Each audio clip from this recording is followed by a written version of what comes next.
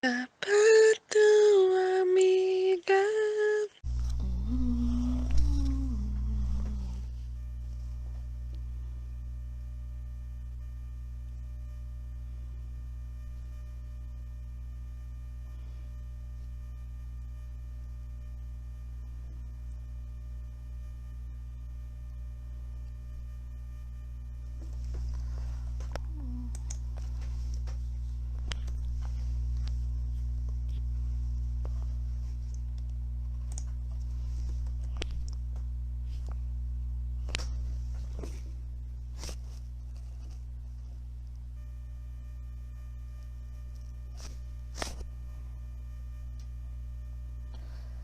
Boa noite, pessoal. Estamos aqui esperando a Val aparecer para eu convidá-la, que hoje o nosso bate-papo vai ser sobre o pensamento de Audre Lorde. A Val chegou, vou convidar aqui. Cadê? A Val mandou uma solicitação. Vou entrar.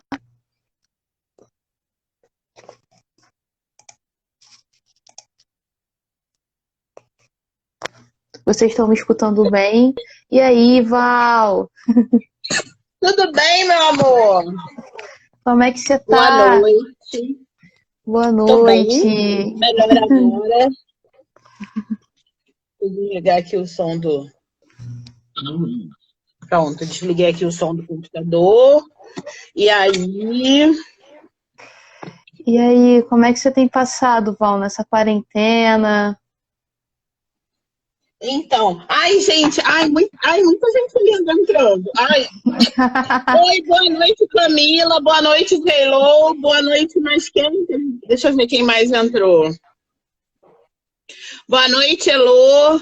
Boa noite, Ju. Boa noite, Andressa. Boa noite, gente. Então, a quarentena é aquele negócio que atenta contra a saúde mental de todo mundo, né? Exatamente. É aquele negócio. Ou a pessoa não está muito bem, ou a pessoa está mentindo. Exatamente, disse tudo. Né? Mas é isso, assim, dentro do possível sobrevivemos, resistimos aí com o afeto dos amigos, das amigas, das pessoas que amam a gente. E aí, distantes, porém juntos, juntas, juntos, estamos aí. É isso. Mesmo que online, né, a gente tá aí. Agora a Sapa Gorda entrou, porque acho que a Mili estava em outro perfil, agora ela chegou aí. Val tá Mili, toda maravilhosa! gata. Boa noite! Mas então, Val, vamos. A gente pode começar. A gente pode começar, já tá entrando uma galera legal. Então, Val, primeiro queria te agradecer por você ter aceitado o convite de estar aqui. Você que está aí, uma poeta, tradutora, pesquisadora, uma mulher preta, sapatona, isso é muito importante, assim, a sua presença. E agora você está fazendo vídeos também, né, para o GTV que eu já vi, você lendo alguns poemas seus e de outras poetas, né? Comecei a fazer, estou querendo retomar. Fiz muito como medida de manutenção da saúde mental, porque no fim das contas, só a arte e os afetos salvam a gente. O negócio não é fácil, não. Aqui, a Safo Lima dizendo: manda um boa noite para as sapatonas de Boa Vista, Roraima. Boa noite, boa beijo noite. de Roraima. Beijos. Roraima, ó, estamos chegando no Brasil inteiro. Tem uma menina falando aqui. Boa noite. Tapa Navalha, deusa das cabelas, maravilhosa, boa noite. Tô precisando, inclusive, porque meu cabelo tá cabelo de quarentena. A gente coloca o headphone aqui pra dar uma disfarçada.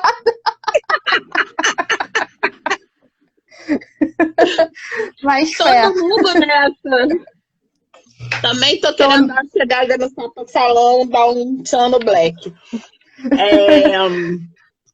Mas então, Val, vamos começar. Eu queria que você se apresentasse aí pra galera que não te conhece, falar um pouco do seu trabalho, assim, pra gente entrar na nossa querida Audre Lorde. Então, gente, boa noite. Meu nome é Valéria.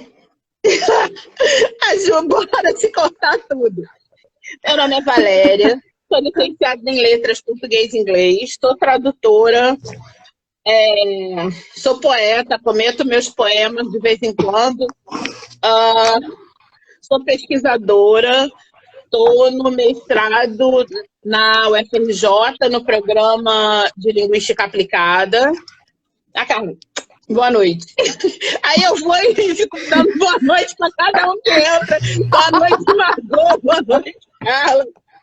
Enfim, eu sou essa pessoa, professora, pesquisadora, poeta, tradutora, faço outras coisas também. Importante, né, Val? E o que me Mulher chama... preta, gorda, lésbica. Tu toda maravilhosa. E Val, o que me chamou... O que chamou a atenção no seu trabalho, assim, pelo que eu vi na internet, que eu já acompanhei falas suas, principalmente na Casa das Pretas, né, que acho que foi lá que eu te conheci, com a Fátima Lima e lá com Neuza, na Casa das Pretas, é que você traz esse pensamento da Audre Lorde, né, e você é tradutora. E a Audre Lorde é uma intelectual que eu demorei a ter acesso a ela justamente porque os textos dela não estão traduzidos para a nossa língua materna, né? E eu sei inglês, assim, minimamente no possível para me virar, mas certas coisas ainda não dá para ler um texto acadêmico, por exemplo, em inglês, né? Eu queria que você começasse falando dessa questão das barreiras, né, que a gente encontra para acessar essas pensadoras, né? Por exemplo, Bell Hooks e Angela Davis também demoraram bastante tempo para chegar no Brasil, porque a gente não tinha uma tradução ainda, né? E eu só fui conhecer esse pensamento da Audre Lorde porque a Tatiana Nascimento, ela fez uma tradução de vários textos da Audre e compilou numa zine, Tatiana Nascimento maravilhosa. Busquem Tatiana Nascimento, o trabalho dela é de extrema preciosidade. Minha referência de tradutora preta sapatão, minha referência, sim. Tatiana é uma sapatona preta lá do Distrito Federal. E, assim, começando assim o nosso papo por esse caminho, né? Como que essa língua ela pode ser uma barreira também, para principalmente mulheres negras terem acesso, né, a essas pensadoras. Então, durante um bom tempo, e na verdade até agora, a minha pesquisa também tem a ver com políticas de tradução, a gente tem lidado com muita invisibilidade das mulheres negras, ainda do ponto de vista da produção literária, tanto nacional quanto internacional, e aí, enfim, várias questões. Do ponto de vista das políticas de fomento, e aí eu não falo só das políticas públicas, tipo assim, a Biblioteca Nacional, até algum tempo atrás, não sei se manteve nesse governo, tinha uma política de fomento à tradução de autores brasileiros. Eu, em 2017, publiquei um artigo, para quem se interessar, política de tradução e escrita literária negra, tá por aí, acha online. A gente tinha de uma série de autores literários brasileiros que haviam sido traduzidos para outras línguas, nessa política de fomento, tinha uma mulher branca, de autores não brancos, tinha o Daniel Munduruku, e tinha outro autor, que eu não me recordo agora. Você não tinha mulheres, você não tinha essa política de fomento à tradução de autoras negras brasileiras para fora. Igualmente, a gente se defronta com o problema, e hoje em dia a gente viu um boom de repente, né? Com várias traduções da Bell Hooks, com a tradução da Grada Quilomba, que aliás foi a Tatiana que fez também. Grada Quilomba, Bell Hooks, Angela Davis e a própria Audre Lorde com o Irmão Outsider, que saiu, se não me engano, esse ano passado. Foi esse ano que saiu, eu acho. esse ano, né? E essas traduções, na verdade, só saíram porque, de alguma forma, nós, mulheres negras, conseguimos nos visibilizar através da nossa intelectualidade, da nossa força discursiva mesmo, de uma forma que o mercado editorial não podia mais ignorar. Uhum. E por isso, só por isso, essas traduções vieram a partir do mercado editorial. Mas existem iniciativas, né? Se a gente for procurar, existem iniciativas de coletivos feministas, de coletivos feministas lésbicos. Então, existem algumas traduções da Audre Lorde que já circulam. Mas sim, existe ainda muita demanda, né? A obra poética dela é muito pouco traduzida ainda. Tem um poema que eu traduzi, está em um dos vídeos, né? Que é a tradução daquele poema Woman Speaks. Que eu tinha visto esse poema traduzido, ao que tudo indica, por um homem branco, tipo, uma tradução muito ruim. Caraca. Eu e a minha experiência péssima, tenebrosa. A minha experiência na tradução tem sido predominantemente não literária, mas eu olhei aquilo e disse assim, não é possível. Não é possível. Tinha nem que estar aqui, né? Uma tradução dessa eu faço muito melhor do que isso. E aí sim. E botei, enfim. Né? Tô traduzindo outras coisas que oportunamente serão visibilizadas. Estou traduzindo outros poemas dela, né? Existe essa necessidade. Ela tem uma obra poética muito, muito vigorosa e que fala muito às nossas almas. Aliás, vamos fazer Quando eu estava pensando no que eu ia falar nessa live, enfim, aí estava relendo algumas coisas dela mesmo, assim, né, da obra ensaística.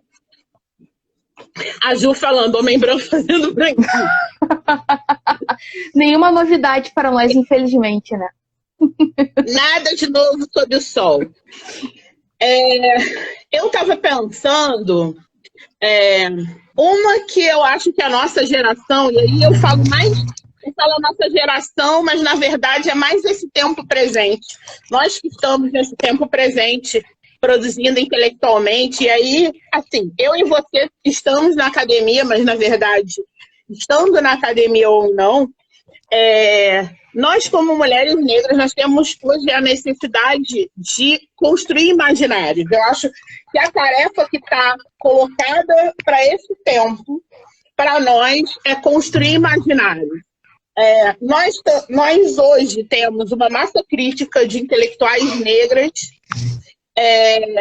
que produzem conhecimento e que têm visibilidade. Então, é nossa tarefa produzir essas rotas de fuga. E aí, do ponto de vista não só da teoria, como, e aí eu acho que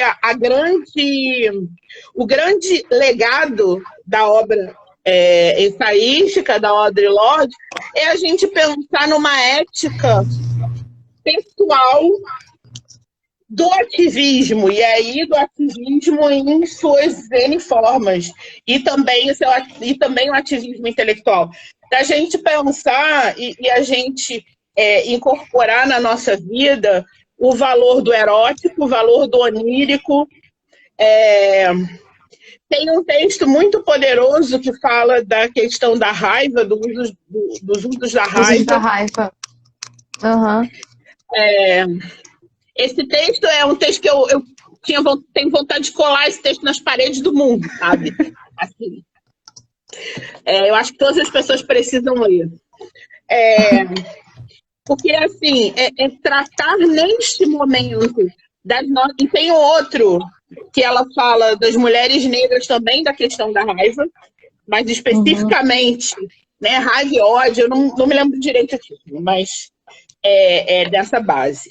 E aí da gente pensar nas relações entre nós, de como a gente pode fugir das armadilhas do auto-ódio entre nós, do auto-ódio que nos foi implantado pelo racismo, pela colonialidade, e também pensar, no caso do texto dos usos da raiva, a gente pensar, e eu acho que é um texto, na verdade, muito para as mulheres brancas lerem também. Importante. Né? Porque, e aliás, assim, na Audre Lorde, como em outras autoras, essa questão do olhar interseccional, mesmo que a palavra interseccionalidade não seja dita, é uma coisa muito presente. Interseccionalidade, para quem não ouviu ainda falar dessa palavra, é a gente pensar nas opressões de raça, de gênero, de sexualidade de uma forma interligada, porque elas atuam de forma interligada sobre as pessoas, sobre os corpos das pessoas. Então, entender que não existe uma mulher universal e que somos muito distintas, somos muito diversas, temos experiências muito, muito distintas, né? Atravessadas pelas nossas posições de classe, pelo nosso pertencimento racial, pela nossa orientação sexual, né? Então, conseguir ver isso e ver que a raiva das pessoas oprimidas é perfeitamente justificada. Tem até um poema, que não é da Audre, é de uma poetisa de Islã chamada Portia Oleiwola. Eu vou escrever o nome dela. E ela tem um poema, eu vou traduzir e vou colocar em algum lugar. Já quero, já tô no seu IGTV. Bem blogueira. Black Woman. Bem blogueirinha. Que chama Angry Black Woman, né? Ou seja, né, a preta raivosa. E o estereótipo da preta raivosa é uma coisa com a qual todas nós temos que lidar em algum momento. Por quê? Isso não é casual, né?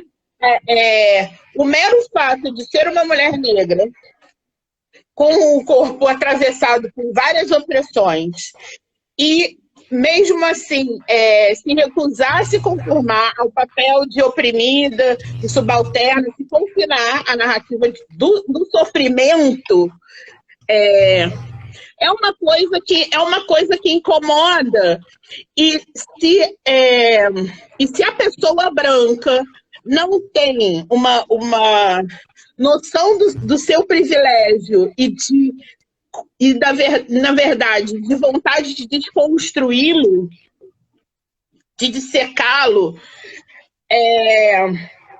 a culpa pode se tornar um fator, e a Audre fala muito bem isso. A culpa branca não serve de nada pra gente.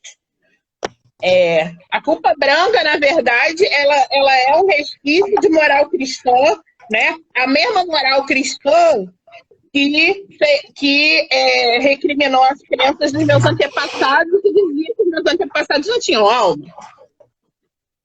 Então, na verdade, a percepção do privilégio ela tem que servir como um ponto de partida para que se estabeleçam novas relações e se construam locais, canais de escuta, né, e de incorporação das diferenças. Que mais? Eu queria falar outra coisa. À vontade. Do poder curativo, né, de Audre Lorde. Sim, demais. Todo mundo precisa ler. Porque eu acho tem uma coisa que é muito evidente: ninguém consegue combater o racismo se odiando. Nem a misoginia, e nem a lesbofobia. A gente não vai conseguir combater nenhuma dessas opressões se a gente se odiar. E aí tem uma riqueza muito grande na produção da Audre Lorde, que é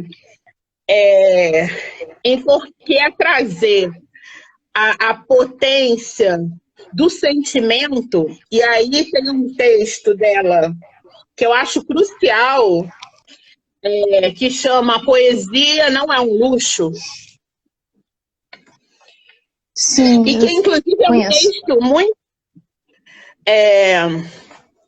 Natália, é o texto dos usos da raiva da Audre Lorde, sobre o qual eu falei. Ele fala muito sobre essa questão. J-Lo, beijo. Eu tô assim, eu tô olhando... Eu amo! Muito blogueira, famosa.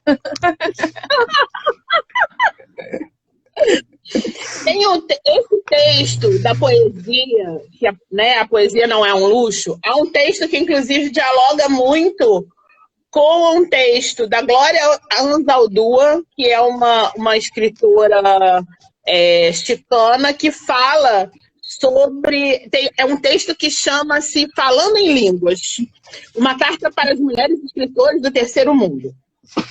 Esse texto dialoga enormemente com a fala da Audre Lorde sobre a poesia. No sentido de que, muitas vezes, nós...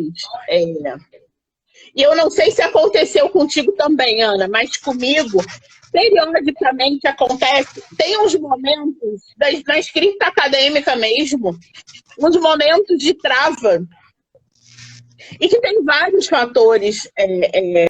Tem o fator do epistemicídio agindo sobre a gente, e tem um fator de um silenciamento que é imposto, né? Não só o epistemicídio no sentido da gente duvidar dos nossos conhecimentos, mas uma questão do silenciamento, da gente não se sentir à vontade de falar sobre os próprios sentimentos.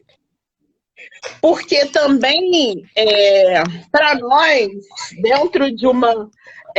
para nós intelectuais negras, e aí falando intelectuais negras, não como intelectuais que por acaso são negras, mas falando de intelectuais negras como um conceito, falando de intelectuais negras como mulheres negras cuja produção intelectual está embebida da sua condição de mulher negra.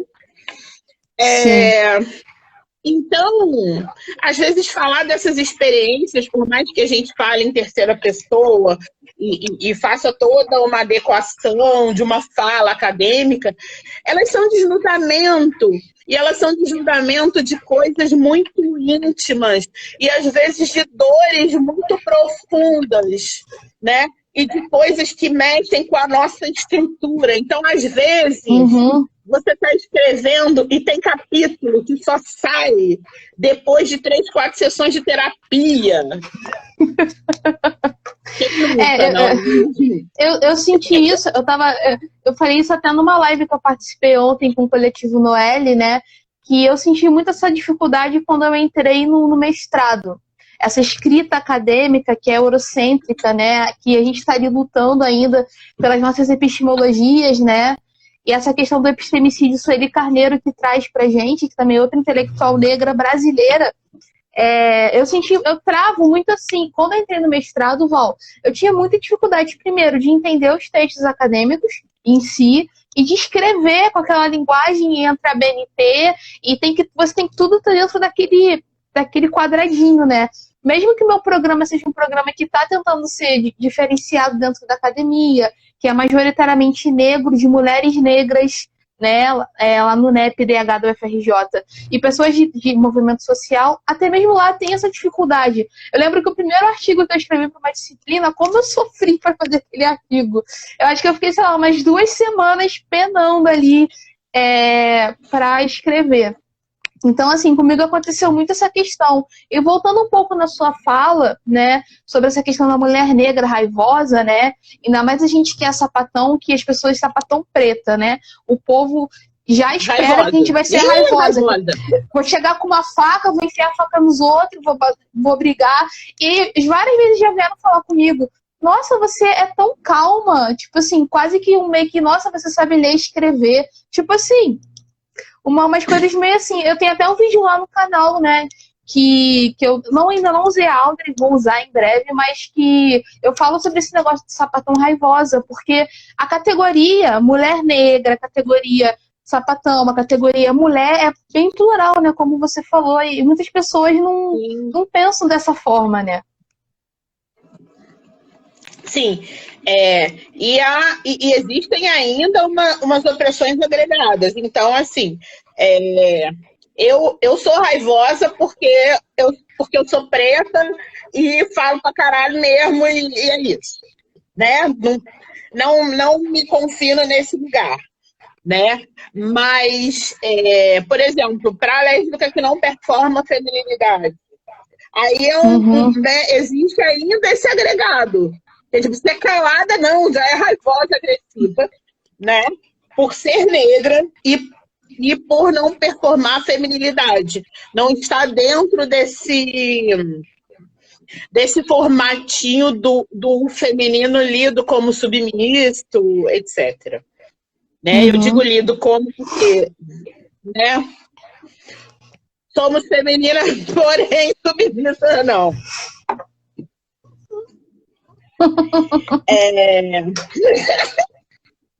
Ótimo. Não é mesmo? Não, é muito isso, né? Não leia esse batom como submissão. Aqui não trabalhamos com isso, não. Mas é isso. E aí, assim, e aí um parênteses um pouco fora, né? Fazendo um pouco de digressão. E eu acho que é uma coisa que a gente... a questão do gênero, enfim, várias questões de gênero, acho que a gente precisa, como lésbicas, discutir mais, até porque a gente... Como a gente está fora da heteronormatividade por definição, houve um dia que eu comentei com uma pessoa, a gente senta em cima de um tesouro, que é conseguir pensar gênero fora da heteronormatividade. Porque não é essa formatação social, né? Então, a gente pode pensar em outros femininos. Eu até esses dias, não, já tem um tempo, eu vi a Alaine, do Lésbica Negra Caminhão. A Alaine escreveu um texto, e aí ela diz que problematizando o termo masculinas aplicado a lésbicas que não performam feminilidade, eu acho que ela tem muita razão. São femininos possíveis, são femininos não colonizados por essa ideia de que o feminino se resume ao que consiste em uma roupa ou um cabelo, né? Existe aí um feminino que é múltiplo, que nós estamos num momento onde também a gente pode problematizar isso, né? Que existem fronteiras de gênero, que nesse momento, né, o gênero como categoria política, ele é um campo de disputa. Sim. Eu não vejo, né, assim, não é um campo de opressão, é muito simplista dizer isso, mas é um campo de disputa, né? A gente tem aí as pessoas trans que estão dizendo gênero não se resume a uma genitália, e eu concordo. Existe todo um precedente ao redor do mundo que diz isso, né? Então, assim, temos que pensar fora da caixinha colonial também do binarismo.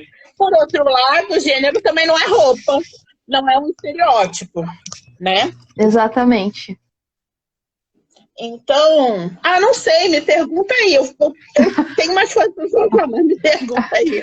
Não, isso que você falou do gênero, né? Foi até uma questão que a Mototai trouxe numa outra live nossa, sobre essa questão da caminhoneira que é lida como caminhoneira, mas a partir do momento que aquela pessoa, aquele corpo, coloca um batom, já não, você já não é mais caminhoneira, você não pode... Eu me lembro, caça a carteirinha da caminhão. Sindicato, né? Eu passei muito por isso na minha construção de sapatonice mesmo, sabe? De se entender que é possível outras feminilidades e que eu posso agregar, deixar meu cabelo crescer, usar determinada roupa, falar de determinado jeito, que isso não vai diminuir e tirar quem eu sou, né? Eu acho que isso é uma cilada da heteronormatividade que muitas caminhoneiras acabam entrando, né? É isso, é isso. É por isso que eu digo que a gente senta num tesouro, né? A gente senta num tesouro na medida em que a gente tem mais possibilidades objetivas de fazer essa elaboração e a gente muitas vezes não faz, né? E isso vai tanto pelo que você falou, quanto, por outro lado, na forma das lésbicas não caminhão, muitas vezes, lidarem com a lésbica caminhão, né? Então, assim, gente, a lésbica caminhão é mulher, né? E aí... Né? Temos que falar isso, né? Né? Tem TPM, quer receber gentilezas, quer ser elogiada, né? Pode querer ser tocada. Isso não, e ela não é menos sapatão por causa disso, gente. Não, inclusive isso que você falou, eu recebi um depoimento de uma menina que é caminhoneira, né? E ela falou pra mim que durante muito tempo da afetividade dela, ela era tratada como se ela fosse um cara e ela não recebia carinho, não recebia prazer, ela só dava prazer, né? E durante muito tempo ela aceitou aquilo como normal, ela naturalizou aquilo acabou com ela, né? Hoje em dia ela já conseguiu sair disso, viu que era uma cilada e tal, mas assim como elas, várias entram nesse caminho, né? E é algo a se pensar, né? Que você falou da questão da Audre Lorde, da incorporação da diferença, né? Porque naquele texto que ela fala do movendo o silêncio como ação, né? Ela fala dessas diferenças, né? Porque eu não sou mãe, que a questão das mulheres negras, lésbicas que são mães, não me importa, sabe? E também é uma coisa que também não é debatida sobre as questões das lésbicas mães. A gente quase não vê isso dentro da nossa comunidade. Sim, discussão para ontem. Para ontem precisamos falar das lésbicas mães, das maternidades lésbicas, né? E que merecem muito cuidado, não só pelas questões inerentes à criação, mas da gente pensar assim, que quando eu descobri que eu gostava de mulher, a coisa de 20 anos atrás, pouco menos, tinha mulher que perdia a guarda dos filhos por ser lésbica ou bissexual, por ter se separado e estar em relações com outras mulheres. E a gente está aí vivendo um contexto, é bom lembrar, a gente tem Damares aí, ministra dos Direitos Humanos, gente. Exatamente. Então, assim, precisamos cuidar umas das outras, sabe? Precisamos discutir isso, precisamos pensar se as nossas relações, os nossos espaços, se são espaços, e aliás essa é uma discussão do feminismo de conjunto, mas eu acho que é uma discussão que tem que ser feita entre nós também, se os nossos espaços lésbicos são espaços inclusivos para mães. Isso é verdade. Né? Tem uma colocação aqui da lésbica negra caminhão. Lésbicas têm filhos de relações anteriores, lésbicas adotam, lésbicas fazem inseminação artificial, e aí? Não, isso é verdade. Tem aqui uma colocação. Gente, primeiro eu queria falar que minha mãe está assistindo a nossa live aqui, aprendendo com a gente. Lima Ana, minha mãe. Beijo, mãe da Ana. E a lésbica negra caminhão tá falando aqui uma coisa muito importante, ó. Existe caminhão que são mães também. E é pensar nessa construção, né? E estão falando da questão aqui do ativo e passivo, que como isso constrói uma relação às vezes violenta, né? Entre as lésbicas no geral. Sim, sim, sim. Ai, gente, peraí, vou parar um pouco para mandar beijo, porque eu sou dessas. Ai, Mototai saiu porque ela falou, tá bom. Ó, temos aqui Mototai, Minha Mãe, Lésbica Negra Beijo, Caminhão, Preta Caminhão, beijo, Gerou, Sapas Gordas, Conexão Sapatão. beijo. Muita gente aqui conosco hoje. Eu não consegui. Eu não consegui subir mais que travou meu celular, gente, desculpa. Mas enfim, agradeço a todo mundo que tá aí, né? Ivan, Eu também. uma coisa que você falou, Luana né, da questão Barbosa da. era mãe, exatamente. Luana Isso, Barbosa Luana era mãe. Barbosa era mãe. Inclusive, esse é um caso que até hoje me revolta demais, assim, essa questão da Luana. Tati, Paloma Franca Amorim, leiam essa mulher, escritora, cronista maravilhosa, sapatão, afro-amazônica, leiam Paloma Franca Amorim. O nome do filho da Luana Barbosa é Luan. A lésbica negra caminhão falou aqui pra gente. Luan, o nome dela. Eu acho muito fundamental se pensar o quanto que às vezes essa categoria do racismo, né, acaba despersonalizando nós enquanto categorias de mulheres negras e mulheres negras lésbicas, né? Assim. Eu estava lendo a Audrey hoje, né, e ela traz muito essa questão, né, de o quanto que a gente fica visível, mas que a gente, ao mesmo tempo, acaba sendo desumanizada pelo racismo, né? Sim. Sim, a gente é visível e, ao mesmo tempo, invisível, né? Tem essa... A gente tem que lidar com uma invisibilidade epistêmica, uma invisibilidade afetiva, e aí eu estou falando também, embora não só dos processos de solidão da mulher negra, né? E que muitas vezes, aí tem um outro parênteses, muitas vezes a gente lê ou ouve falar disso de uma perspectiva heterocentrada e reduzida ao amor romântico. E, na verdade, os processos de solidão são muito maiores e muito mais amplos. A gente está falando, assim, desde a criança que vai para a escola e aí ela não tem nenhum amiguinho, porque as crianças brancas, desde criança, são educadas para não se relacionarem com pessoas negras. Então, a criança que já fica sem amiguinhos na escola, que é discriminada na escola.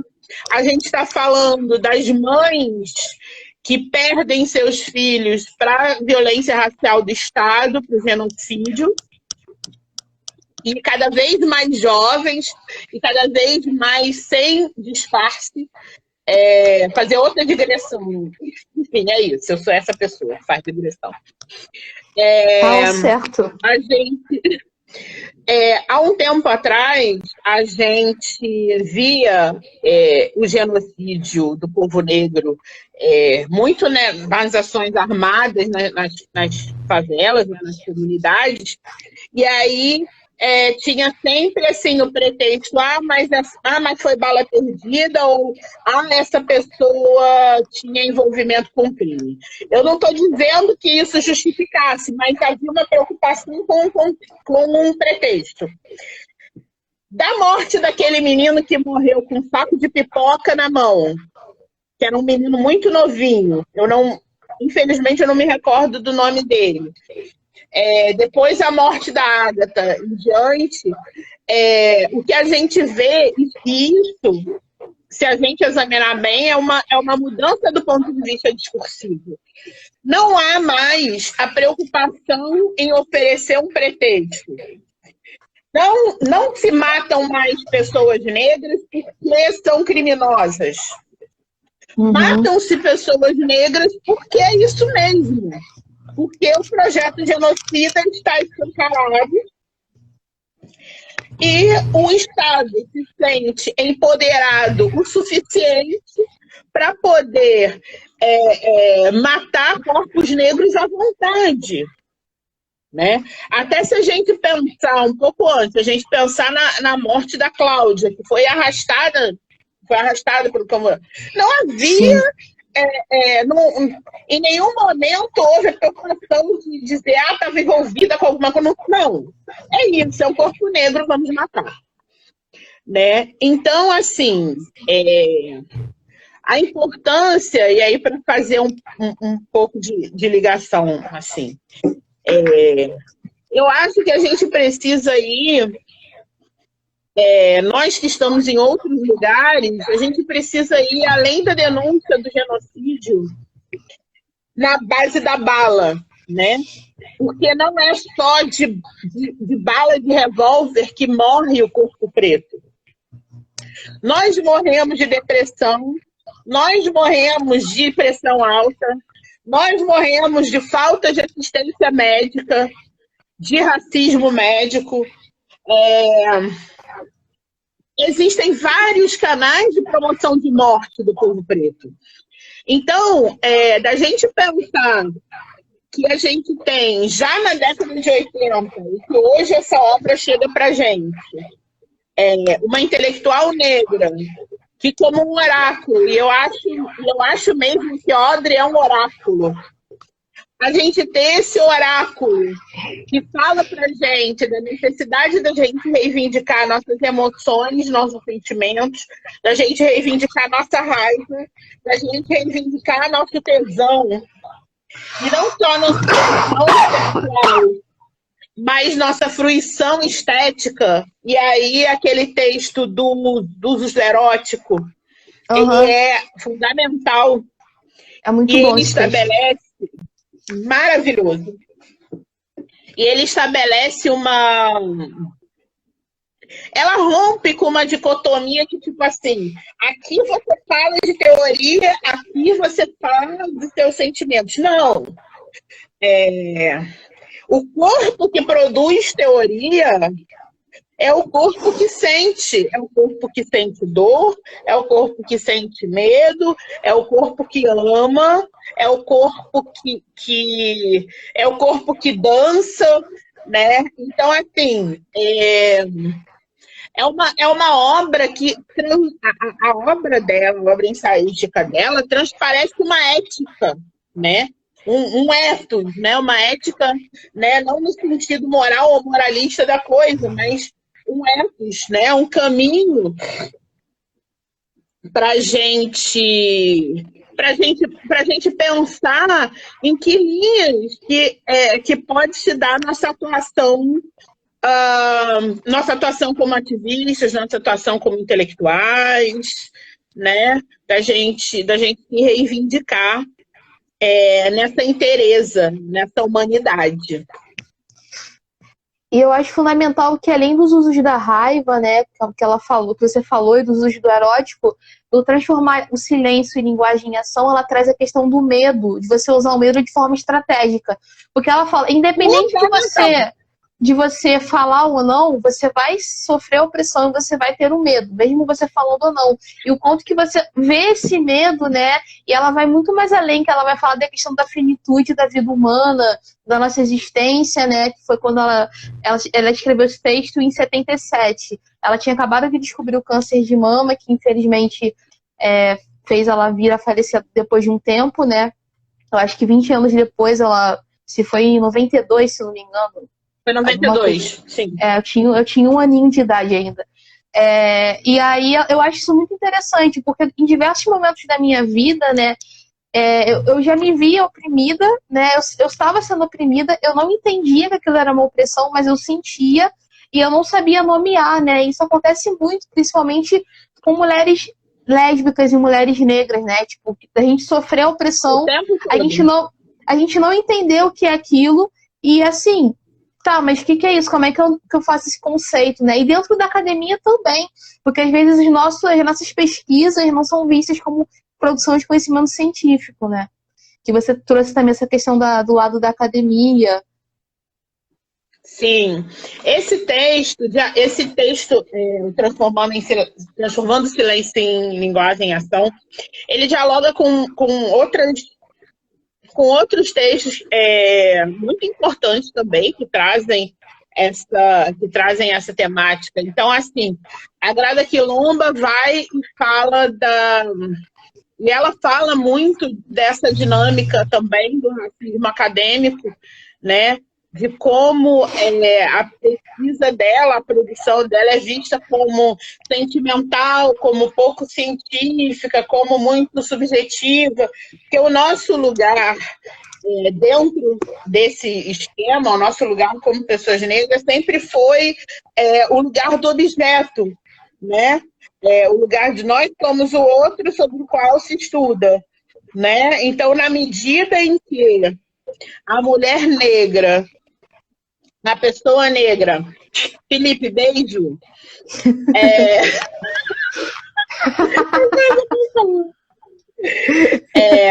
no momento em que a mulher negra ela rompe este lugar, né? E aí tem uma imagem que a Conceição Evaristo usa, e eu acho maravilhosa, que ela fala em estilhaçar a máscara do silêncio, né? E aí aí a Grada Quilomba fala da imagem de Anastácia, né? E a gente tem uma imagem muito bonita do Yuri Cruz. Você conhece o Yuri Cruz? Sim, é da Bota Anastácia aí, Livre, né? Anastácia que é Livre. maravilhosa, né? Então, escrever como esse ato, assim, e eu acho que esse é um chamado para todo mundo mesmo. Escrever como um ato de descolonização, como diz a Grada Quilomba, mas também como ousadia, como diz a Paulina Chiziane, que é uma escritora moçambicana, né?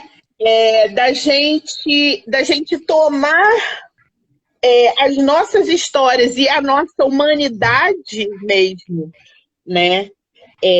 Tomar os nossos sentimentos em nossas mãos e poder... Revista Brejeiras, salve, maravilhosa. Revista Brejeiras com a gente aqui, adorei. Amo. Amo. Amamos. Então, assim, a obra, inclusive, ela opõe o penso, logo existo do iluminismo ao sinto, logo posso ser livre. E incorporar a dimensão do sentimento, incorporar a dimensão da subjetividade na nossa produção. E aí, assim, embora eu ache que as mulheres negras devam, sim, e muito, e as negras lésbicas, muito, publicar e, enfim, colocar suas produções para jogo. Mas eu não estou falando só disso. Eu estou falando de escrever como um ato de desnudamento, como um ato de parir novas ideias, como um momento de introspecção e de autoconexão, que é uma palavra que a Audre Lorde vai usar no uso erótico, mas que se coaduna também nessa discussão que ela faz no Transformando Silêncio. Acessar esse poder que a gente tem, ancestral, que está na gente, né, da nossa subjetividade, do que a gente traz no nosso corpo, na nossa formação, e a partir daí usar essas nossas demandas, usar isso que a nossa subjetividade, que a nossa alma, digamos assim, nos diz, para produzir as mudanças que a gente precisa, né, na nossa vida e também no nosso entorno, também agir no nosso entorno. Acho isso muito poderoso. Não, isso é demais. Tô vendo aqui os comentários, né? A J.Lo falou aqui uma coisa que eu sinto muito, assim, também. Exatamente, a lésbica negra não tem passado. Qual a humanidade do objeto de estudo alheio? E é uma coisa que eu sinto muito até mesmo dentro da academia, na minha vida, até para produzir pautas para o canal. Eu sinto muito essa dificuldade de encontrar essa nossa história das lésbicas enquanto comunidade no geral, das lésbicas negras. Como é que foi feito esse apagamento que, se não me engano, foi a partir da ditadura militar, não é? Que começou essa produção do apagamento da nossa história e existência, né? Então, na verdade, vamos apertando um pouco mais, o apagamento da história feminina e da história lésbica especificamente, e aí eu acho importante a gente sublinhar bem, ressaltar bem o caráter interseccional da identidade lésbica, porque nós somos homossexuais, e eu vou te falar que eu nem gosto muito desse nome, eu acho ele muito medicalizado. Nem gosto muito, não, mas ok. Gosto muito, não. Mas nós somos, historicamente, as mulheres que não estão no lugar onde deveriam estar. Né? Que não se vestem como deveriam se vestir, que não se comportam como deveriam se comportar, que não amam quem deveriam amar. E que constroem uma existência fora, sem oscilar em torno da figura masculina, da figura fálica, né? Historicamente, nós somos essas pessoas, né? Nós somos as pessoas que foram queimadas na Inquisição também, né?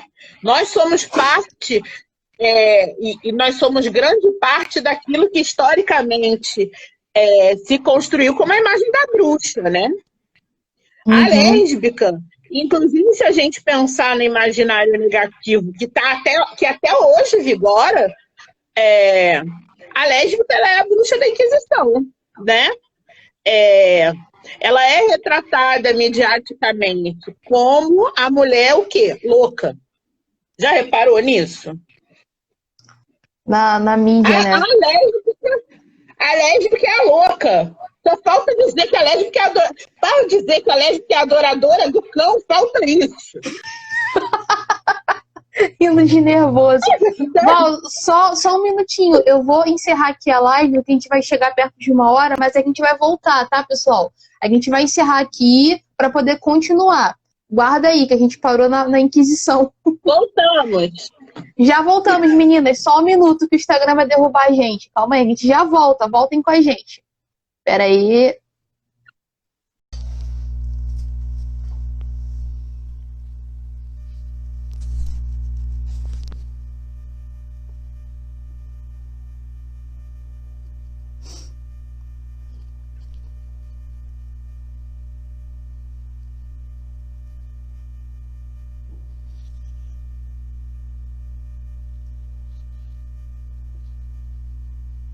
Estamos voltando, gente. Desculpa a demora. Deu um erro no Instagram e não queria salvar a live, mas agora já está salva. A primeira parte está salva lá no meu Instagram, no IGTV. Val voltou. Agora vamos continuar falando. Val, você tinha parado na parte da Inquisição. Que a gente estava lá na Inquisição. Sim. A gente estava nessa parte aí. Porque na verdade, as imagens e representações que pesam sobre nós, elas ainda são, se a gente examinar, tributárias ainda dessas ideias da Inquisição, dessa misoginia extrema. Então, a lésbica é a mulher que não oscila, né, que não gravita não é a palavra melhor, que não gravita em torno da figura masculina, do homem, do falocentrismo, né? Então, ela é a louca, ela é a desequilibrada, e assim, só não dizem hoje em dia que é adoradora do capeta porque cairia em descrédito. Mas a gente ainda tem que lidar. Fátima! Ah, Fátima Lima tá aqui, gente, que honra! Fátima Lima, Camila Marins. Fátima Lima, professora da UFRJ, trabalha com conceito de bionecropolítica, excelente intelectual negra, super importante do nosso tempo. Camila Marins, jornalista preta sapatão também, editora da revista Brejeiras. Ah, Estamos bombando, Val. Ai, gente. Ai, gente, que lindeza. O meu tá dando eco, não sei por quê. Eu tô te ouvindo normal aqui. Enfim, estão todos me ouvindo bem? Todos estão escutando bem, a Val. Então tá. Dizem que a gente tá com capeta no corpo. Dizem isso, né? Enfim, a gente está sempre nesse lugar da insubmissão e na verdade, da ameaça a essa estrutura falocêntrica e machista, né? A gente tem uma identidade interseccional. Mas a gente estava falando disso por causa de uma outra coisa. Por causa do apagamento da história lésbica, e principalmente da história lésbica negra, que a J.Lo trouxe pra gente na primeira parte da live. Então, na verdade, o apagamento que a gente tem, ele é histórico, né? Enfim, muitas das nossas antecessoras foram parar na fogueira, é isso mesmo. A gente lida com esse apagamento. Quando não há como apagar a história da mulher lésbica, Cris, beijo, Mel. Quando não dá para apagar a presença da mulher lésbica, apaga-se a lesbianidade dessa história. Como é que é? A lesbianidade? Não entendi, desculpa.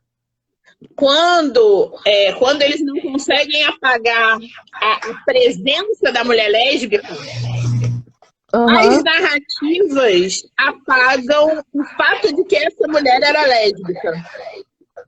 Ah, sim. Isso acontece, esse apagamento. A gente muitas vezes lida com isso. Então, assim, tem um processo que é antigo aí, e que Peraí, deixa eu abrir a minha porta para ver se de repente o problema é o meu sinal e melhora aqui a conexão. Tá bom.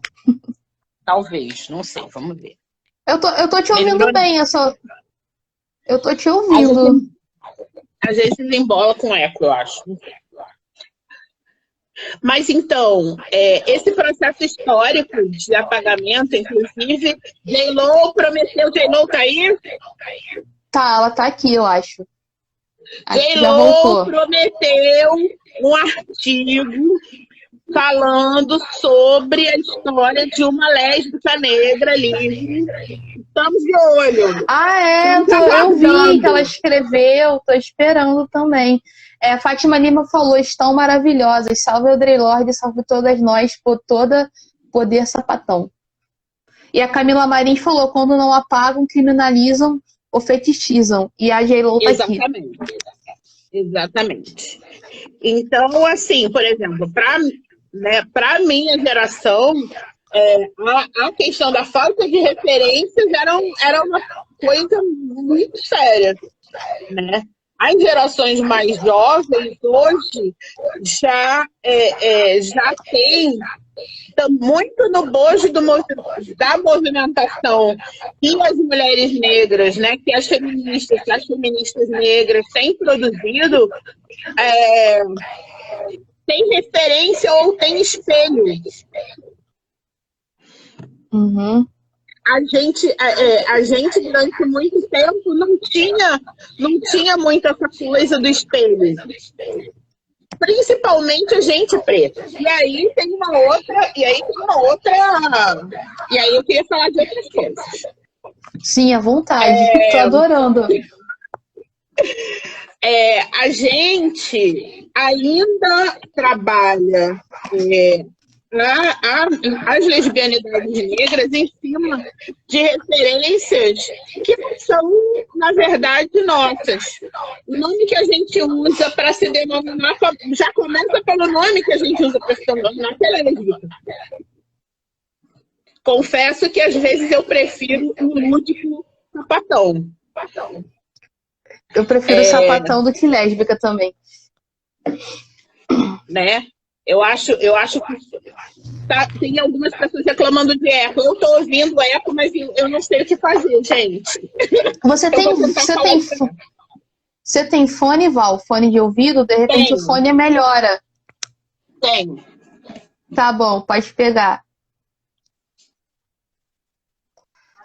Uma importante colocação aqui da lésbica negra caminhão. Toda a nossa referência é branca, eurocêntrica. Isso é verdade. Gente, vocês estão me escutando bem? Aqui o meu áudio está bem. A Val foi buscar um fone de ouvido para melhorar o nosso áudio. Ótimo, o meu que tá ruim. Peraí. Melhorou agora? Eu tô te ouvindo bem. Vocês estão escutando a Val bem? Eu tô de fone, gente. Agora melhorou. Pronto, melhorou o eco. Ótimo. Mas aí fala do lúdico sapatão. Então, eu prefiro o lúdico sapatão e que eu acho que remete até a questão da relação com o nosso corpo. Porque se a sapatão é aquela que tradicionalmente usa os sapatos mais largos, né? Significa que ela já se deu conta de que esse sinal e esse signo da feminilidade, que é o sapato alto, que é o sapato, não tem razão de ser, né? Então, eu acho o sapatão ótimo. Nisso. Não tinha pensado nisso. Eu acho sapatão ótimo, acho melhor do que lésbica. Eu não sou grega, gente. Eu não sou grega, não vim da cidade de Mitilene, não sou da Ilha de Lesbo, gente. E o Entendida eu gosto. Eu não sei a opinião de vocês, o Entendida eu gosto. Mas ele é datadão, né? Ele é assim, ele tem um ar meio década de 70, né? O Entendida. Até porque a sapatão era quase um comunista também, né? Entende? Comunista, sapatão, era tudo. Quase satanista ali no meio, né? Quase adoradora de Satã, tipo. Mas eu adoro Entendida porque, assim, numa época onde a clandestinidade era a marca das nossas relações, ser Entendida significa aquela que vê coisas que o outro não, né? Que os outros não veem, né? Que a heteronormatividade passa batida, né? Então, eu acho Entendida ótimo. Tem uma potência no Entendida. A Audre Lorde propunha o nome Zami, né? Zami. Ela falava de Zami. Algumas lésbicas, algumas sapatonas pretas, elas usam o Zami também, né? Pra falar. Gente, pra quem precisa sair, só pra avisar rapidinho, Val, que é uma janela.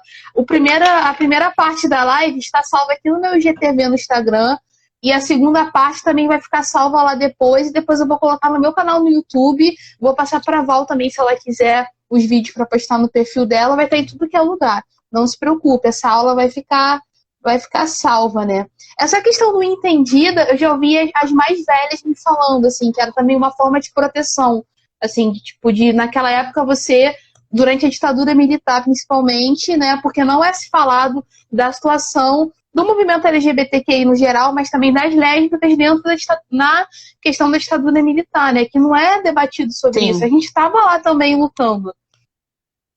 E é uma coisa que eu sinto falta. Leci Brandão, um nome que é fundamental para a gente lembrar, né, em termos de pensar a resistência das mulheres negras e das lésbicas negras, especificamente, à ditadura militar, né, da gente pensar na Leci Brandão, que na década de 70, 78, por aí, foi e se colocou publicamente como mulher sapatão, né? Rossona eu acho ótimo. Aí Rossona. Teve uma pessoa que... Rossona eu acho ótimo. Essa eu não conhecia. Eu conheci, acho maravilhoso, Rossona. Invertida, alguém falou de invertida. Invertida eu detesto, acho péssimo. Invertida, para mim... invertida é um termo muito medicalizado que se usava na primeira metade do século XX, né? Então, assim, ele me soa até a eugenia, sabe? Tipo, né, invertida, porque, né, essas mesmas pessoas que queriam que o preto acabasse no Brasil e estimularam a imigração europeia e queriam que o preto morresse, essas mesmas pessoas eram as pessoas que chamavam os gays e as lésbicas, né, e as pessoas trans, na época nem se entendia assim, como invertidos, né? Tipo assim, você gosta de mulher, então você, né, existe uma inversão no seu desejo. A Rossona eu acho maravilhosa. Alaine, eu quero! Alaine, eu quero, só me chama! Ela falou também que de sargentona. Sargentona, eu já escutei também esse termo, sargentona. Eu também, acho péssimo. A J.Lo tá falando aqui que o primeiro nome que a Virgínia usou, a Figueiredo usou pra se identificar, foi Entendida também. Que a gente não tinha, né, assim, muitas... Não. Como saber, né? Não. Eu uso sapatão Virgínia como uma forma de significar. Vamos, assim, só abrir um parênteses. Virgínia acho que não tá aqui, não, mas vamos falar dela. Virgínia é uma sapatão histórica aqui do Rio de Janeiro. Uma pessoa de atuação política em vários momentos. Enfim, uma mulher importante que vale a pena conhecer. Enfim, não tá aqui, então eu não vou mandar beijos, mas depois eu mando beijos. Eu acho que ela não tem Instagram, só Facebook, né? Não sei. Pelo menos eu não a vejo aqui pelo Instagram. Eu lembrei agora que você falou da Alessi Brandão, ela ainda aparece na capa, a SH tá falando, que ela aparece na capa do jornal Lampião falando que é negra e homossexual, que naquela época ela usou o homossexual. Sim, e era uma estratégia válida. É o que eu digo assim, hoje eu não gosto desse nome porque eu acho ele um nome muito medicalizado, né? E eu acho que não cabe. Nós não estamos no âmbito da medicalização, né? Nós estamos no âmbito da discussão de identidades, de processos de subjetivação, outras coisas. E até assim, se a gente, né, da mesma forma que a gente discute que as mulheres não são todas iguais, que as pessoas negras não são todas iguais, né? As pessoas que estão fora da heteronormatividade também não são todas iguais. E aí eu acho que esse nome medicaliza e bota todo mundo numa caixinha. Eu prefiro que nós nos denominemos de sapatões, sapatonas, rossonas, sargentonas, entendidas. Entendidas eu acho maravilhoso. Se me chamar de entendida, eu acho logo que eu sou de alguma sociedade secreta, sabe? Ser entendida. Tipo assim, mostra o anel, igual os símbolos, né? O anel de coquinho, aquele anel de... Mostra o anel de coquinho, sou entendida aí, ó. Fanchas. A Lésbica Negra Caminhão tá falando aqui, fanchas também. Eu acho que assim, cabe a cada uma decidir o que se sente melhor se identificando, né? Sim, é parte do movimento também da gente tomar pra gente e se autodenominar. Eu acho maravilhoso. A Alane tinha falado aqui, a Alana o nome dela, né? Alaine. A Alaine tinha falado aqui de mudar o nome do Instagram dela. Eu acho que não, porque se ela se sente bem botando Lésbica Negra e Caminhão, né, não é um problema. Entendida até hoje se fala em Belém. Pessoal de Belém aqui assistindo a gente. Rossona, Amanda, Rossonas, se escreve Rossonas. Rossonas. Gente, eu não conheci esse termo Rossonas, assim. É bem... Acho esse aí ótimo. Eu não conhecia. Fancha também é ótimo. E é isso. E eu acho que é muito importante fazer esse resgate, né? Tem até um perfil aqui no Instagram, Lésbicas na História, se eu não me engano o nome, deixa eu até ver aqui, pra falar certinho pra vocês. Que eu acho fundamental, que faz um trabalho... que faz um trabalho... De resgate da nossa memória fundamental. Tríbade é maravilhoso. Tríbade, adoro.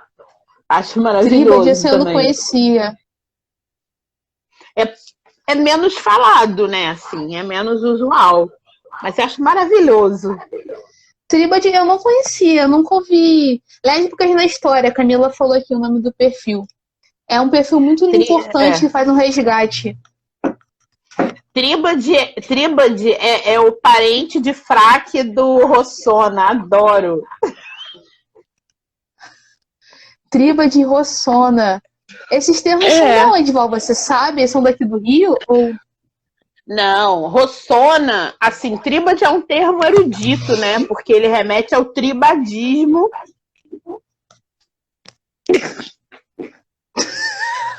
Entendi. Entendi. Tribadismo, Tríbade é quem faz tribadismo, gente. O ato da tesoura. A Sapa Gorda falou aqui, do ato da tesoura. É a tesourinha. Gente, eu não conhecia. A J.Lo falou que Tríbade faz referência às mulheres indígenas. Isso é muito importante ressaltar também, da gente se pensar nas lésbicas negras, quer dizer, nas mulheres negras que são racializadas, no caso das indígenas, né? Que a gente quase não se fala tanto assim, que tem perfis aqui no Instagram que trabalham essa questão das mulheres indígenas e lésbicas, né? Que tem a Catumirim, que é uma artista. A Catumirim tem alguns perfis de indígenas LGBT. Vale a pena seguir, enfim. Todo toda uma outra discussão, né? Também lutando contra o genocídio, que também invisibiliza e marginaliza as sexualidades ditas dissidentes. Na verdade, são dissidentes, né, para o cristianismo, são dissidentes para o branco, né? Porque as igrejas entram nas aldeias e aí, assim, demonizam a atividade dos pajés. E aí é o mesmo movimento que causa também a invisibilidade e a marginalização das pessoas LGBT, e aí eu falo LGBT, é um nome que a gente usa, né? Mas, enfim, que tem essas identidades de gênero e de sexualidade diferentes nas aldeias. Isso aí eu não sabia, não. Vamos ver o que o pessoal tá falando. Uma menina que falou, Priscila _S Paula. Gente, eu descobri com vocês a questão de ressignificar a palavra sapatão. Na minha época era vergonhoso quando alguém te chamava de sapatão, sabe? Preferíamos na época lésbica. E as meninas estão adorando o glossário de cola velcro. Adoro. Tatiana, Tati Groff, Helenice, Tatiana Henrique, quem mais? Tem uma galera que chegou aí. Oi, gente, beijos. Boa noite, gente. Sejam bem-vindos aqui com a gente. A leitura Caicara. Leitura Caicara. Eu amo quando me chamam de sapatão. Isso, eu amo quando me chamam de sapatão. Aí aqui a Priscila tá falando, olha, o preconceito é tanto que ainda ouvimos lésbica e preta, é muita coisa ao mesmo tempo. Eu brigo no dia a dia com essas questões e olha, cansa, viu? Mas não podemos desanimar, brigar sempre. É isso, mas sabendo também, nós pessoas pretas, pessoas que não somos heterossexuais, nós que somos pretas e sapatãs, vou falar sapatãs, que eu acho charmoso. Adorei, sapatãs. Aí daqui a pouco vamos falar que a gente adora Satã, Val, aí vai para um outro caminho. Já falta pouco, né, para isso. Enfim, depois que a mulher disse que até como é que é? A Elsa do Frozen ficava no castelo de gelo, que é lésbica. Enfim, nós estamos vivendo uma fase muito complicada. Mas o que eu ia dizer... Então, nós temos que brigar, mas sabendo também E aí, resgatando aquela coisa que a gente começou a falar né, no inicinho da outra live, sobre reivindicar a humanidade das pessoas pretas, sabendo que a gente não é obrigado e nem é natural que a gente seja forte o tempo todo. Né? A obrigação de ser forte o tempo todo, né? De parecer impermeáveis ao medo, à raiva, e isso nos adoece profundamente. Então, quando a Audre Lorde fala e reivindica o poder da raiva para as mulheres negras, isso é muito sério, isso é muito poderoso, porque a gente vive toda uma estrutura que causa uma raiva dentro da gente, que é uma toxina que se acumula. O importante é que a gente consiga romper o silêncio, né? Transformar esse silêncio em linguagem e ação, e aí consiga usar essa raiva como motor, como combustível, para a gente promover as mudanças que a gente quer, para que a gente possa batalhar no sentido das mudanças que a gente quer, que a gente consiga usar essa raiva como motor para a gente escrever os nossos textos, os nossos manifestos, para a gente atuar politicamente, ou mesmo para a gente, às vezes até para os enfrentamentos micro, mas sabendo que a gente também tem a necessidade de ter os espaços de autoconexão, então, de ouvir boas músicas, de rebolar nossa raba,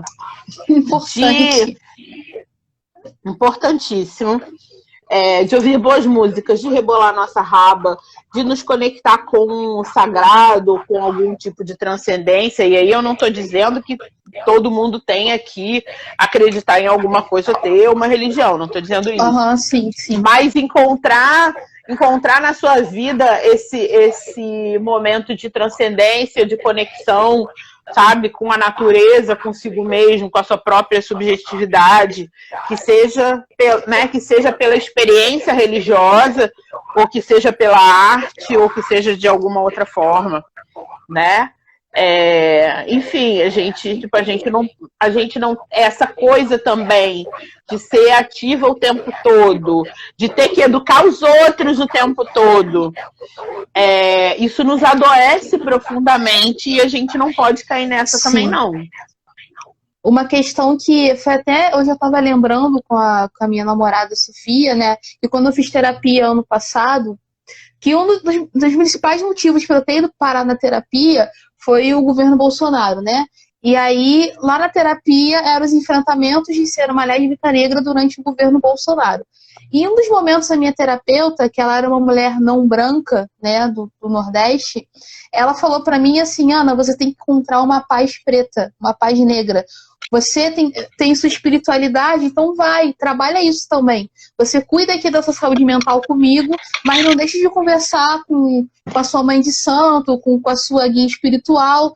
Você tem que encontrar também a sua paz preta, porque senão você vai ficar sempre lutando. Exatamente isso que você falou, Val.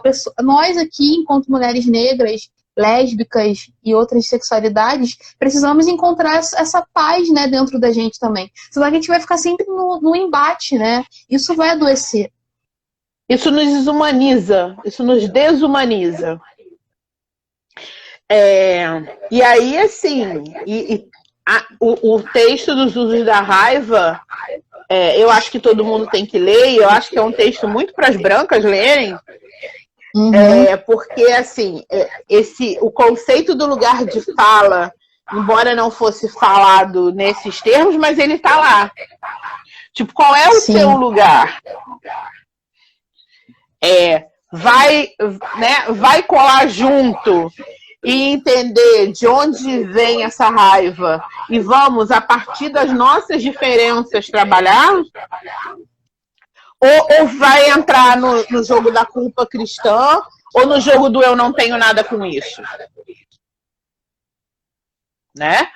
Então, é importante também colocar isso, né? Tipo, lugar de fala, né? Enfim, e como isso é mal usado, né? Como essa expressão é banalizada e ao mesmo tempo mal usada. Lugar de fala todo mundo tem. É importante dizer isso. Todo mundo tem lugar de fala, mas qual é o seu? Você fala De a partir onde do quê, né? De onde você fala. E é isso. Não. E é saber que o seu lugar de fala não é o do outro. É isso. Você não fala em nome do outro, você fala em seu nome, identificando as situações de opressão que por acaso você veja, porque também tem isso. Eu tenho visto em alguns casos assim, não, eu vi racismo ali, mas eu não vou me pronunciar porque eu não tenho lugar de falar, amigo. Né?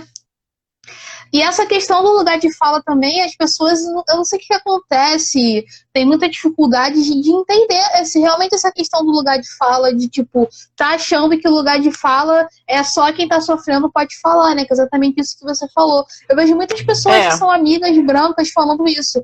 Eu vi racismo, mas eu não quis falar porque não é meu lugar de fala. Mas eu vi o racismo acontecendo e não falei nada. Isso é muito complexo, né? Eu não tenho nem palavras para isso. Rindo de nervoso, né? Só vou fazer só minha expressão facial. Não. Só tenho minha expressão facial para isso. Só abrindo aqui uma janela bem rápida, porque nessa questão do livro do lugar de fala da Djamila Ribeiro, primeiro, não foi a Djamila que criou esse conceito, em nenhum momento no livro ela se coloca como criadora do conceito lugar de fala, ela fala de onde ela tirou aquele conceito, e tem um capítulo, que é o último capítulo, que você não precisa nem ler o capítulo, é só ler o título. Todo mundo tem lugar de fala. Acabou o problema, gente. Eu não consigo entender qual é a dificuldade, não. Mas se bem que a gente está vivendo numa época que as pessoas acreditam que a Terra é plana e são anti-vacina, então, assim, o básico está se fazendo necessário novamente, sim, na nossa sociedade, né? Sim. Rindo para não chorar, sim, né? Difícil. Estamos vivendo um momento complicado. Tem outra questão que eu queria falar nessa live. Que... Ai, gente, é isso. Me chamou, me deu ousadia. À vontade, Val, pode falar. Agora aí. Segura! Você tá dando uma verdadeira aula pra gente, eu tô amando. Vai, pode falar. Eu queria bater uma bola contigo e com as pessoas que estão aqui com a gente, da gente conversar sobre esse momento da pandemia, né, onde a gente vê a necropolítica colocada de uma maneira muito evidente e muito extrema, na verdade. E aí, assim, né, já que a gente está aqui entre sapatãs, falar das sapatãs nesse momento. A gente tem muitas das nossas que estão na informalidade, principalmente as pretas, né? É um momento de muita vulnerabilidade econômica, muita vulnerabilidade social mesmo, né? Do acesso a tudo, né? Do acesso, porque como eu li esses dias, a doença é democrática, a saúde não, né? Então a gente está aí numa situação, nesse governo, que quer nos matar. Nós temos governos aí que querem nos matar. Para quem não está no Rio, o Crivella, que é o prefeito, já saiu o decreto ou ele estava estudando ainda? Você sabe em que pé está isso, Ana? Eu não sei não, Val. Eu vi por alto também hoje de manhã, mas não parei para ver exatamente se já saiu. Que ele está querendo reabrir o comércio.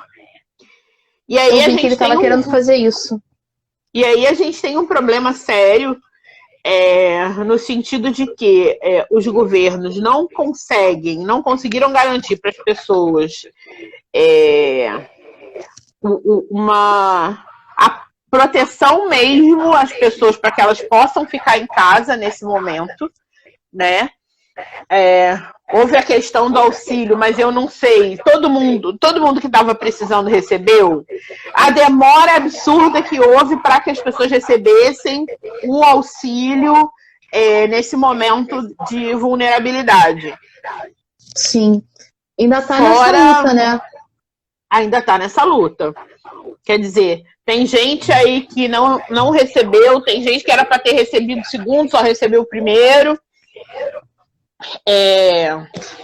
A questão do contágio tá, enfim, a gente lida com um problema muito sério de subnotificação. Sim. Os hospitais de campanha não foram entregues ainda. Enfim, e eu só queria colocar mesmo a minha preocupação, porque é isso, são coisas que afetam toda a população e afetam na linha de frente aquelas pessoas que historicamente têm sido as mais matáveis, né? Então, assim, a gente tem muita, né, a gente tem grande parte da população negra na informalidade, e aí principalmente as lésbicas negras, porque aí, para além do racismo, existe o problema da lesbofobia, que compromete a empregabilidade. Sim, sim. Então a gente tem demais. Um componente gigante de pessoas que estão aí na informalidade e que pode morrer, sabe? Assim, existem algumas iniciativas aí, assim, em parênteses. Eu não enumerei, mas eu estou pedindo mesmo às pessoas que estão aqui que procurem as iniciativas de economia solidária que estão sendo feitas, que fortaleçam os artistas, os trabalhadores e as trabalhadoras da cultura, que também tem muitas entre nós que são ativistas e que trabalham nessa área, né? Que possam fortalecer as iniciativas, que seja efetivamente contribuindo financeiramente ou com material, que seja ajudando a divulgar essas iniciativas, para que a gente consiga, assim, minimamente nos ajudar onde o Estado não está chegando. E abrindo um parênteses aqui rápido, Val, eu descobri esses dias no Instagram, Contrate uma Lésbica, que são das meninas lésbicas na história, do Lesbocolagem, que elas estão divulgando serviços de lésbicas pelo Brasil todo. Eu vou digitar aqui nos comentários, para quem quiser dar uma olhada lá, Contrate uma Lésbica. Peraí. Mas pode continuar, Val, só para eu, senão eu esquecer de falar. Gente, vamos fortalecer aí a economia sapatão, fortalecer a economia preta. Eu tô lendo, e aí eu tô aproveitando e tô lendo aqui os comentários. Gente, amo vocês. Eu também sempre esqueço. A Dielô falou uma coisa importante, né? Que ontem ela foi no mercado, nunca vi tanto trabalhador preto junto. Eu tenho visto também mais assim na rua, porque meus vizinhos pedem iFoods da vida, né? Serviços de entrega, e a maioria das pessoas que entregam são pessoas negras, principalmente homens negros retintos, que eu tenho visto bastante, pelo menos aqui na minha rua, né? No outro dia veio até uma criança, cara, me deu pena. Era um menino, devia ter no máximo uns 10 anos, ajudando o cara. Veio um motoboy, os dois sem máscara. Veio um motoboy, só o motoboy de capacete, e o menininho atrás devia ter uns 10 anos. Os dois homens negros retintos, né? A criança e o cara. E o cara tava ajudando, o menino tava ajudando o cara a entregar quentinhas. O cara parava com a moto, o menino ia lá e entregava a quentinha, sem nenhum equipamento de proteção, usando dinheiro, enfim, sem nenhuma proteção. É muita vulnerabilidade do nosso povo, sabe? E eu fico pensando muito nas lésbicas, principalmente das caminhoneiras, né? Que são camelôs, como é que elas estão vivendo nesse cenário? Eu lembro que aqui no Rio, por exemplo, a gente tinha muito evento na Praça Mauá, pelas ruas do centro, sempre tinha uma lésbica vendendo bebida, né? E como é que estão essas trabalhadoras ambulantes, sabe? Elas estão com auxílio, elas têm casa, elas têm como ficar em casa, no isolamento social. Porque quando a gente pensa nessa questão, né, eu sempre gosto de falar que o coronavírus ele colocou um grande zoom nas desigualdades sociais que sempre existiram. Não é porque isso aconteceu só agora. Agora surgiu a desigualdade social no nosso país, né? Não, ele mostrou, escancarou o que está acontecendo. E eu fico pensando muito nessas pessoas, porque você ficar em casa, você ter acesso a uma internet boa, você ter celular, ou uma TV, um computador para ver Netflix, para para fazer isso é um privilégio que nem todas as pessoas têm. Tem gente que mora numa casa Sim. de um cômodo com 8 pessoas e que precisa trabalhar, sabe? Sim. E aí tem outra coisa, você falou, né, da casa, eu pensei em outra coisa, que é a saúde mental das lésbicas e na verdade, muitas pessoas LGBTs, não só das lésbicas, nesse momento em que, assim, as pessoas que podem ficar em casa, que estão em casa, né? E que muitas vezes, nesse momento de vulnerabilidade social, né, tiveram que ir para a casa dos pais ou retornar à casa dos pais, e isso as fez alvo de mais lesbofobia, de LGBTfobia. Então tem essa questão aí também. Gente, pior que eu deveria ter separado, né? Depois tu bota, Ana, alguma coisa das pessoas que estão promovendo trabalhos voluntários. Tem muitos profissionais de saúde mental que estão fazendo trabalhos voluntários de atendimento às pessoas que estão na quarentena. Depois tu me manda, enfim, que eu divulgo, Val. Você me passa, se você tiver, que eu jogo nos stories. E depois eu vou colocar nos meus stories o Contrate uma Lésbica, eu acho, né? E também o Ocupa Sapatão Rio de Janeiro.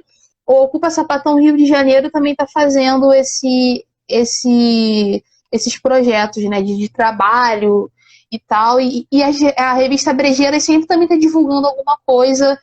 Elas ali é mais certo de vocês acharem também, assim, de se pensar, né? E também, quando se pensa nessa questão de violência doméstica, o aumento de violência doméstica que está acontecendo com as crianças e com as mulheres, a gente também tem que pensar na população LGBTQI também, nas lésbicas, no caso, no nosso recorte aqui. Sim. Que quando tem que voltar, tem muitas que saíram da casa dos pais, né? E voltam. E tiveram que voltar, pais, pois é. Que você estava falando, né? Eu vi essa reportagem. Muito triste tudo isso, né? Sim. A Amanda tá falando aqui, a Amandinha tá falando que Ocupa Sapatã RJ está divulgando projeto de serviço de sapatãs. E o MUFA. O MUFA, que auxilia ambulantes. Super necessário, hein? O GV esse retorno ao armário que vários LGBTs negros tiveram que fazer voltando para casa da família e como isso afeta a saúde mental. Isso é um problema. Sim. A Mili da Sapas Gordas está falando isso. Isso é um problema que a pandemia trouxe mais evidenciado, mas é um problema estrutural já, e que a gente tem que pensar do ponto de vista do nosso envelhecimento, do envelhecimento da população LGBT. Existe um vídeo, um documentário curto, vocês acham no YouTube. Eu não tenho o título ao certo, mas eu já vi esse documentário. Falando sobre essa questão de pessoas LGBTs que voltam para o armário, ou que vão para o armário depois de idosas, em razão da vulnerabilidade econômica, porque aí tem que morar com filhos ou sobrinhos, e aí se veem obrigadas a esconder sua sexualidade, né? Enfim, e tem outros problemas, até em relação à questão da identidade de gênero, no caso das pessoas trans. Sim, então, assim... Fala, Nuno.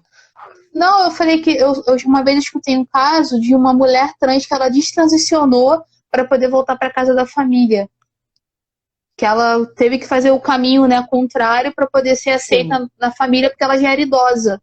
Então ela estava precisando de cuidados. Aqui na minha rua eu tenho essa questão, tenho uma vizinha que ela é uma lésbica negra, caminhoneira mesmo, e ela não tem nenhum apoio da família. Eu acho que ela não tem realmente familiares vivos, né?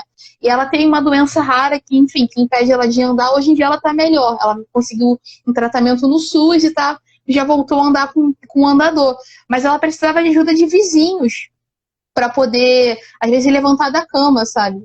E aí que aqui na rua a gente se juntava, aí o pessoal ia e ajudava ela, aí uma família ia e comprava as coisas para ela no mercado, outra resolvia coisas na rua, e tudo com muita dificuldade, porque teve um momento que ela teve a pensão dela cortada, a pensão acho que por invalidez, enfim. Então, assim, foi uma situação assim, na minha frente, sabe? A solidão daquele corpo negro lésbico chegando à terceira idade, no caso, né? Isso, assim, é uma coisa que não se debate, sabe? Na comunidade LGBTQI no geral, eu sinto que não se debate tanto a questão da terceira idade. Parece que a gente não fica velho. A gente, some, acabou. A gente ou é eternamente jovem ou ficou velho e sumiu do mapa, né? Temos para anteontem, eu falei, não sei se Carla tá aqui ainda nessa live, tava na outra. Carla Villa-Lobos, falo mesmo. A Carlinha, a gente conversou aqui, Carla fez uma exposição junto com outras pessoas muito bonita no Parque Lage, falando dos processos nos processos de construção de subjetivação, né, das lésbicas. E aí, assim, tinha um vídeo, participamos a Gisela, que é proprietária do Resiliência, sim, e Gisela. a Patinha do Favela Cineclube. E aí, enfim, conversamos com ela, tal. Aí Carlinha veio aqui e a gente conversou, e uma das coisas que eu contei, isso não tá no vídeo, porque o vídeo é curto, né? É da necessidade da gente desenvolver entre nós, lésbicas, um olhar interseccional para anteontem, sabe? Para anteontem. E aí, assim, de novo, já, né, a gente começou falando de Audre Lorde, tá falando disso tudo, mas eu acho maravilhoso, porque eu acho que é isso mesmo. Eu acho que é um pensamento, né, e um ethos que ela traz, que a gente pode usar como fio condutor para discutir várias coisas. Então, assim, né, e ela diz, dentro da comunidade negra eu sou lésbica, e dentro da comunidade lésbica eu sou negra. Então, existe uma representação negativa da mulher lésbica fora da comunidade, fora do meio lésbico, fora do meio LGBT, e dentro do meio LGBT ainda uma narrativa muito embranquecida, de classe Sim. média, e com um recorte etário muito específico das mulheres lésbicas, né? É como se todas nós fôssemos brancas, tivéssemos, tipo assim, entre 25 e 40 anos, magras,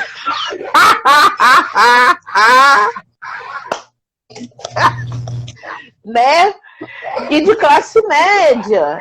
Assim, isso é um problema muito sério. E aí, quando eu falo, por exemplo, de que olhar nós temos para as mães lésbicas, influencia nisso, né? É parte dessa discussão, né? Que idade tem essas mulheres que são lésbicas e são mães? Muitas vezes são mulheres que tinham relacionamentos heterossexuais anteriores e aí em algum momento se descobriram lésbicas, então são mulheres mais velhas. Ou às vezes não, às vezes são mulheres que adotam. São mulheres, porque filho é despesa também, então nem sempre são mulheres de classe média, de média alta, são mulheres que...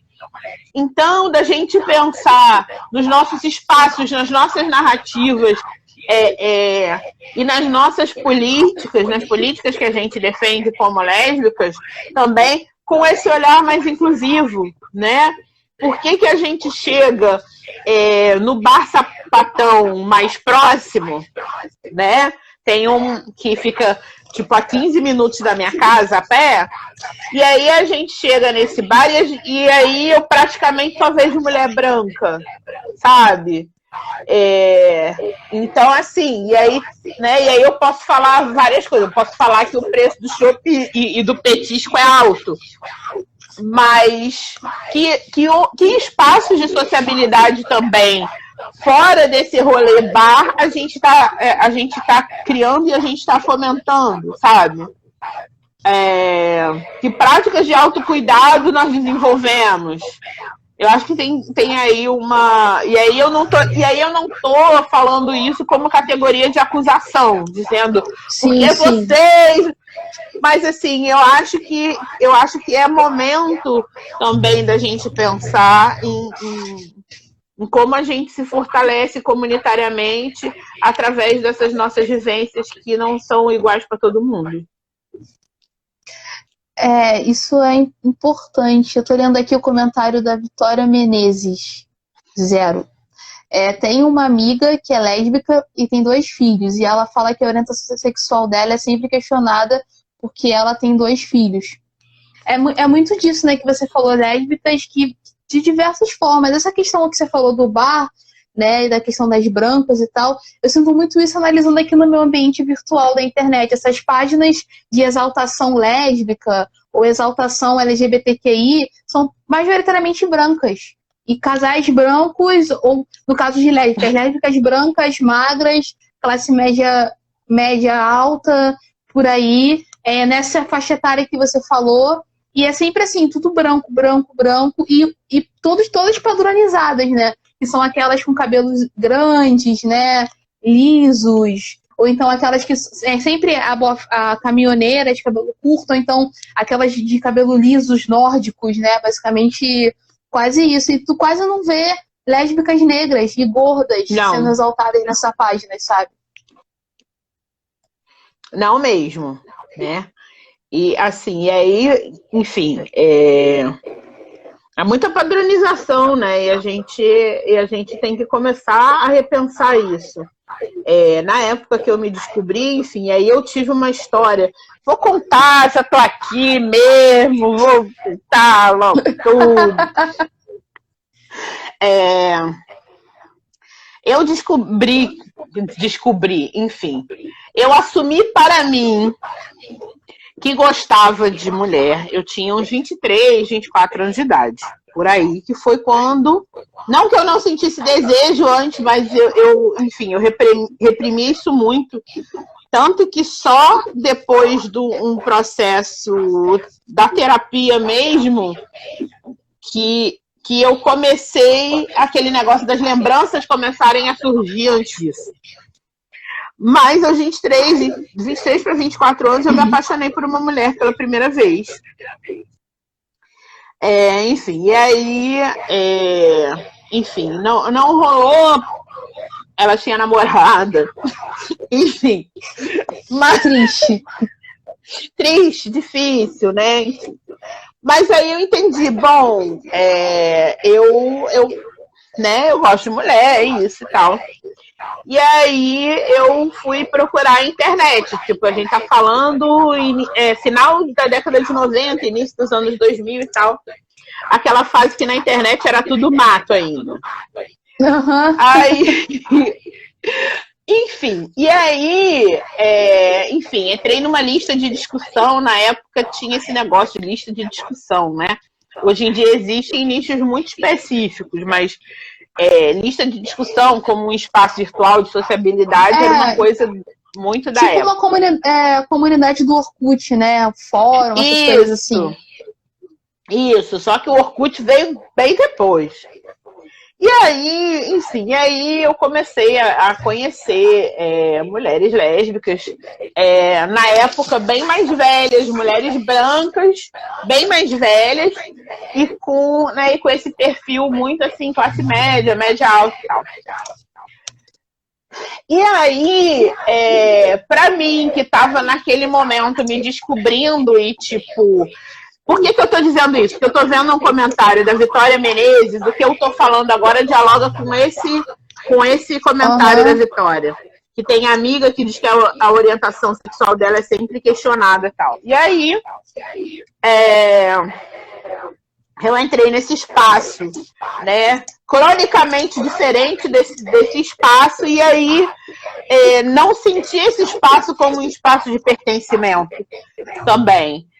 Teve a questão da minha orientação sexual ser questionada. Eu, enfim, performava feminilidade, assim, de modo geral, eu performo feminilidade sempre e tal. Tem uma questão que eu acho que perpassa isso tudo, que na verdade, o fato de você ser esse corpo negro e que, embora performando uma feminilidade, mas não heteronormativo, mas, enfim. Então, e também não tendo referência... E também não tendo referência nessa construção boff lady, nunca tive, assim. Isso não me pertence. E isso não quer dizer que eu não sinta atração por mulheres que não performam feminilidade. Sim, também. Né? É só que, enfim, eu posso sentir por uma mulher que performa feminilidade ou que não performa, isso não é uma questão. Um padrão. Não, eu não trabalho com esse tipo de padronização, não. Não trabalho com isso, não. Mas, enfim, então, tipo, era tudo muito problema. E assim, que na época eu não soube lidar, a heterossexualidade compulsória, ela estava aí, é um fato, né? E aí, dentro desse construto, basta você existir que algum homem vai te querer. Não que eu tivesse muito empolgada para pegar homem, enfim, tipo, eu fiquei muito tempo num limbo do não pertencimento a coisa nenhuma, né? Comigo foi algo parecido também. Eu fiquei muito tempo. Fiquei muito tempo nesse limbo do não pertencimento. E aí, na verdade, assim, o que me reconciliou com a minha sexualidade foi encontrar esse sapatão preta, gente. Sapatão preto é vida. Porque é verdade, gente, é verdade, enfim. Vários processos da vida, eu voltei a estudar, e aí comecei a estudar relações étnico-raciais, e aí conheci muitas mulheres negras, algumas que não eram heterossexuais, e, enfim, ativistas. E aí, assim, com toda a limitação que o feminismo negro, digamos assim, né, como termo guarda-chuva, o feminismo negro, tem na discussão da lesbianidade ou na discussão de sexualidades dissidentes, eu adoro também esse nome dissidente, eu acho que também. Eu acho que é isso que eu guarda muita potência, né, falar nas dissidências. Então, assim, me enxergar nesse lugar com mulheres que eram um espelho, né, que eram um espelho para mim, né? Ou seja, conseguir construir a partir de um comum com essas mulheres. E aí, onde a minha orientação sexual, e aí na época eu me colocava como bi. Sou bi, não era um problema. Uhum.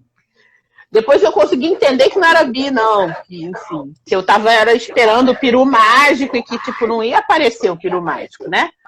Mas aí é outro processo. Gente, já tá acabando. Tá acabando, mas enfim, é isso que eu queria dizer para quem tá me ouvindo aí. Que não tem essa de tempo para ser lésbica, de carteirinha, de tempo de serviço, de estrelinha dourada. Isso aqui não é carteira de trabalho nem previdência social. Né? O importante é a gente conseguir se encontrar e entrar em paz com a gente. Isso é verdade. Val, o papo tá ótimo, mas... Não, nosso papo tá ótimo, mas daqui a pouco vai acabar de novo e nós vamos ter que encerrar. Por mim, eu ficaria a noite toda aqui te ouvindo. Mas, assim, novamente, agradecer de novo você aceitar o meu convite para estar aqui com a gente. Eu que agradeço!